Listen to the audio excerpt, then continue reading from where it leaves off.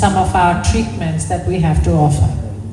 And this is actually scientific evidence now, and there was a study published just this year that said that the power of exercise, if you exercise, and we're not talking about running a marathon, we're not talking about pumping iron at the gym, if you move, you reduce your risks of the cancer coming back, you reduce the risk of dying from cancer and from a range of other diseases. So as I said, you know, what is amazing about the dancers that we have had on stage of all ages and even, you know, the drummers is they're all forms of exercise. And they do a few things actually. So apart from the fact that they make your heart work and they produce a lot of sort of hormones and proteins and signals in the body that make you healthier, I think, you know, there is something about the power of community. So when you are dancing, when you are drumming, you are also collaborating.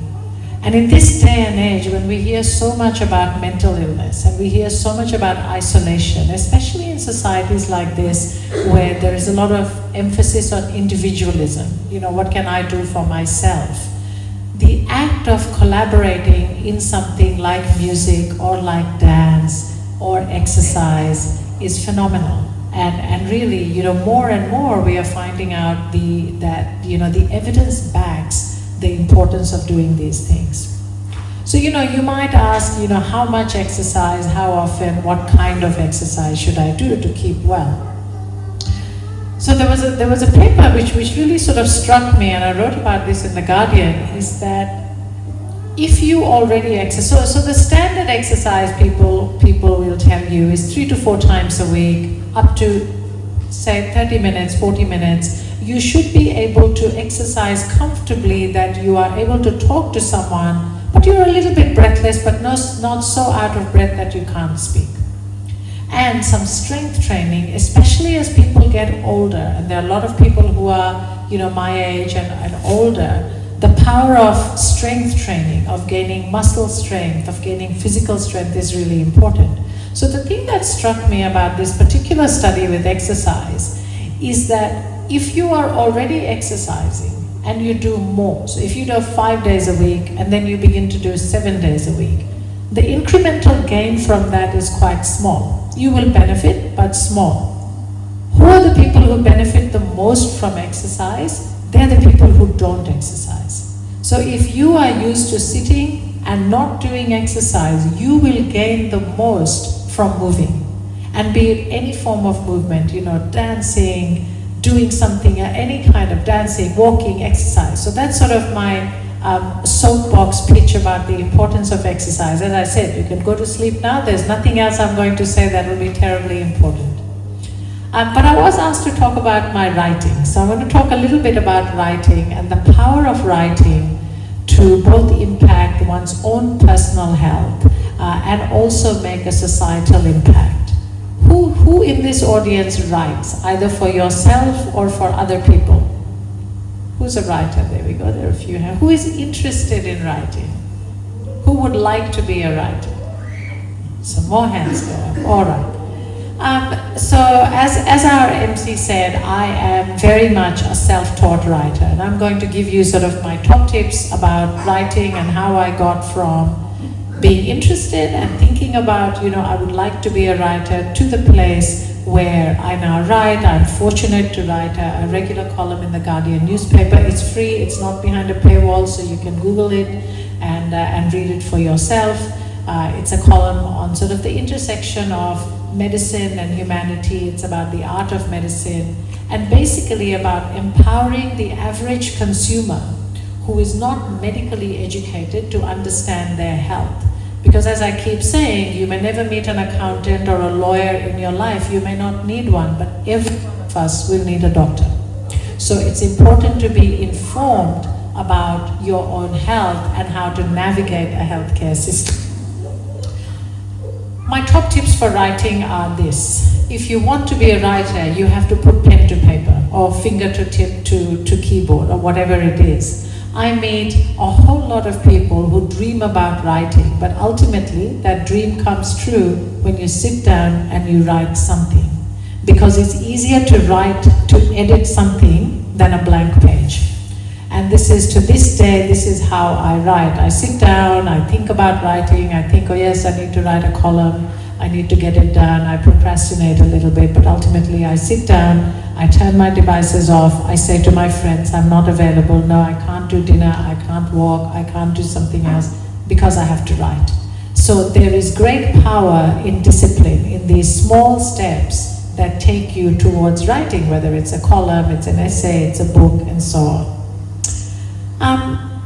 I would say that I predominantly write for myself, for my own satisfaction, because if you are writing for an audience, if you are writing to please people, you will probably always be disappointed, because it's very difficult to please all people at all times, but it is good to be able to write for oneself. So often, and even when I write in The Guardian, I think about why I want to write about something. I'm trying to make sense of it for my own self, for my own world. And then, if those reflections help somebody else, that's a bonus. But start writing for yourself.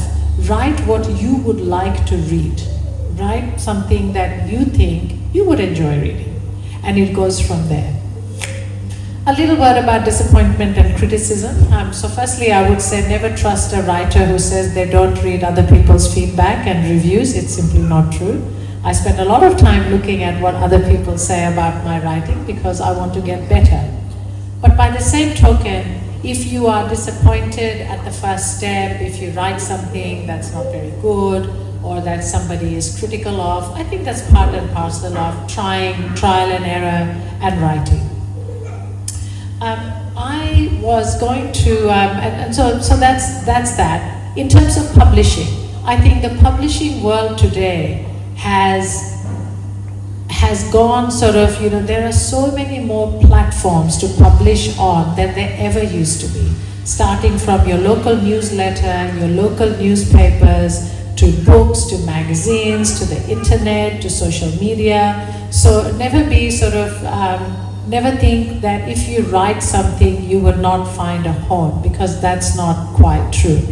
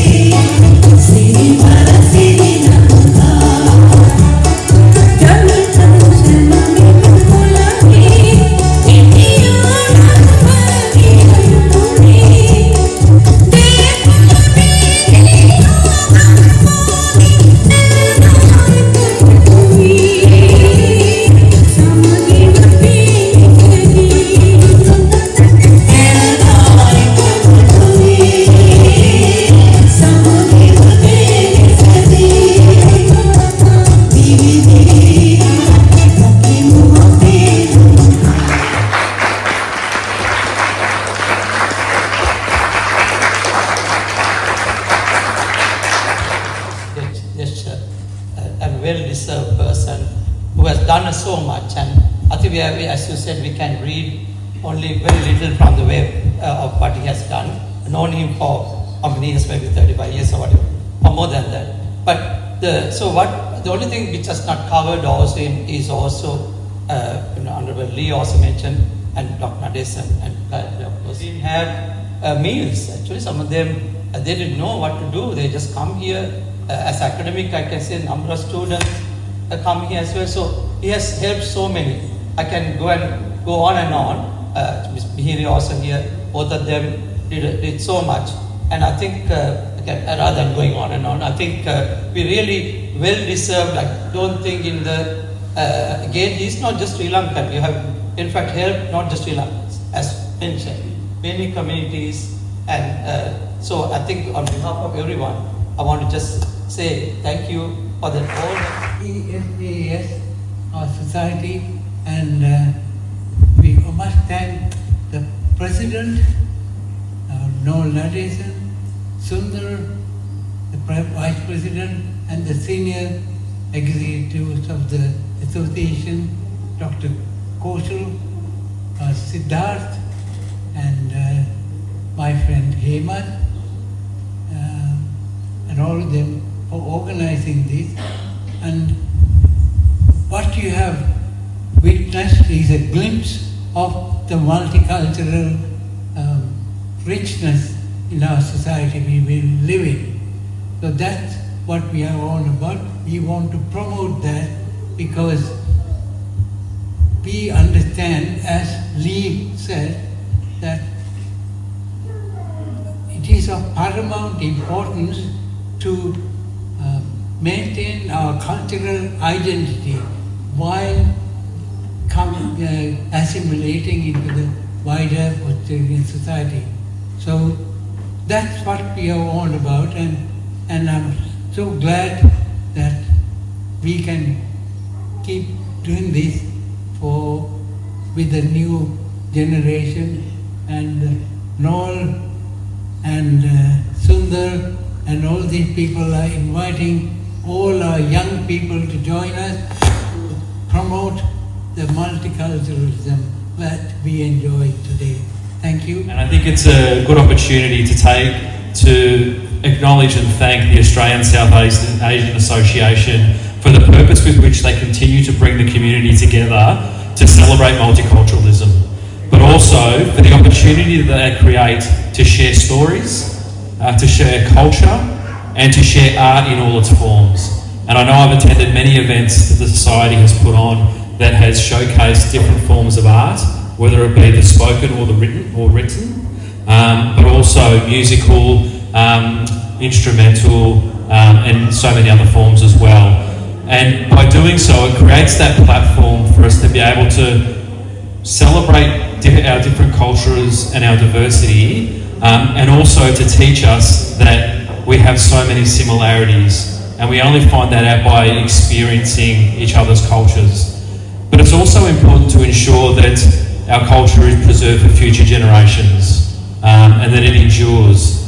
And that, I know it's very challenging to try and encourage the younger generation to learn a language, to go to weekend language schools is always very difficult. And that's something that I struggled with as someone with Greek heritage. I didn't want to go to that school on the weekend, and my parents gave me a choice after grade 2, and I chose not to learn that language, which is something that I truly regret today, because I can't speak fluent Greek. I can understand quite a lot and I can speak parts of it, but I feel that I've lost a part of my culture because of that. So I know it's difficult to try and encourage your children to continue to learn language, but I would encourage you to make sure that they do, and they will thank you for it in the future.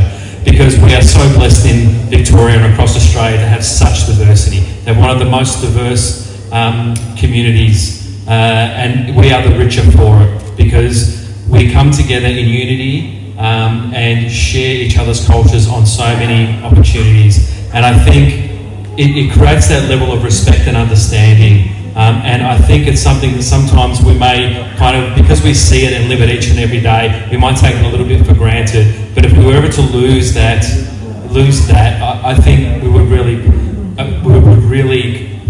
miss it, because it's something that we have all grown with. Because The reality is, if you are not a first person from First Nations, we have all come here from another place. The journey was not easy, and everyone has their own story about how that came to be. But it's important that we share those stories so we can understand that we've all had those journeys, we've all had those challenges, but they've been overcome. And they've been overcome because communities have come together and created platforms and opportunities to learn from each other, to support each other, to wrap their arms around each other. And we are an extremely supportive community here in Victoria, and whenever there is issues within the community, there is always someone there to wrap their arms around you to help you. And it's largely from the migrant community. Those who have come here from other places are the first to put their hand up to assist those in the community who are in need. And I think it's fitting that on nights like tonight, where we're going to be acknowledging Bandu Dissanayake for his service, that we acknowledge those who have contributed so much to our society and made it a lot better for so many other people that have come after them.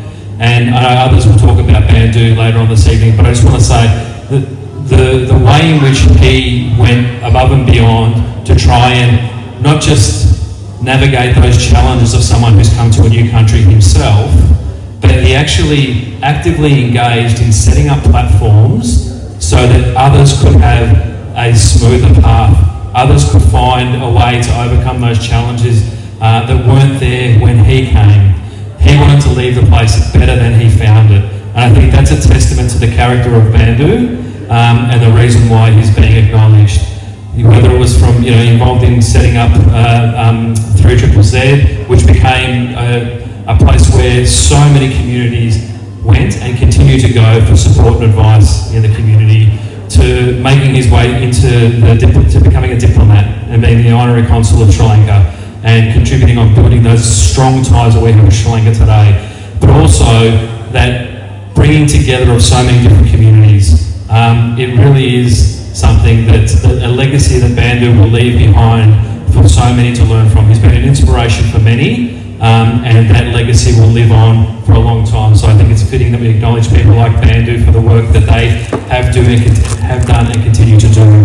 So I've known Bandu for a long time, and I've known many people in this room for a long time, and I will continue to do everything that I can to support the community in any way that I can to ensure that we are helping, providing opportunities and supporting the community whenever and wherever they need it. So thank you for the opportunity for me to come along tonight for this special occasion, and I look forward to enjoying more of the performances to come, and what amazing performances we've actually seen tonight as well. How about a round of applause for all the performers?